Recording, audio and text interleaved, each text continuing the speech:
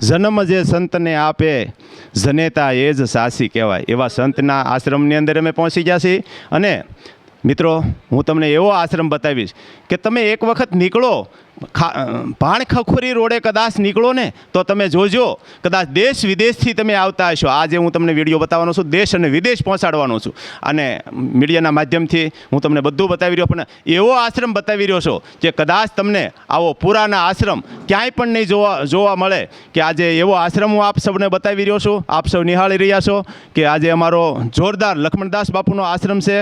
સંત સુરા સતી દાનીઓ જેના જગમાં ગુંજે નામ, એવી સાહેબ આ ધન્ય ધરા સૌરાષ્ટ્રની કે જેમાં લક્ષ્મણદાસ બાપુ જેવા ભક્તોના નામ છે, સંતોના નામ છે, એવા મહાપુરુષ આપણી સમક્ષ ઉપસ્થિત છે। અને ત્યારે સાહેબ મારે વાત તમને એ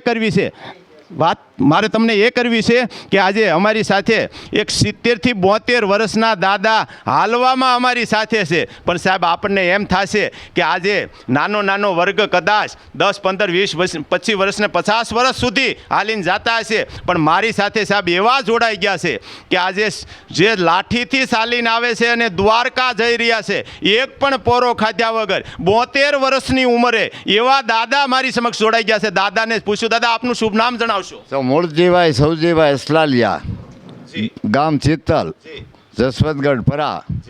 આ 3જા વર્ષથી હું દ્વારકાની યાત્રાએ પગપાળા નીકળ્યો છું અને લાઠીના પર્વતભાઈ કરીને ધોળકિયા છે, એમનો સંઘ છે અને બહુ ભાવિક માણસ છે અને એટલી બધી મજા આવે છે કે એની કોઈ સીમા નહીં।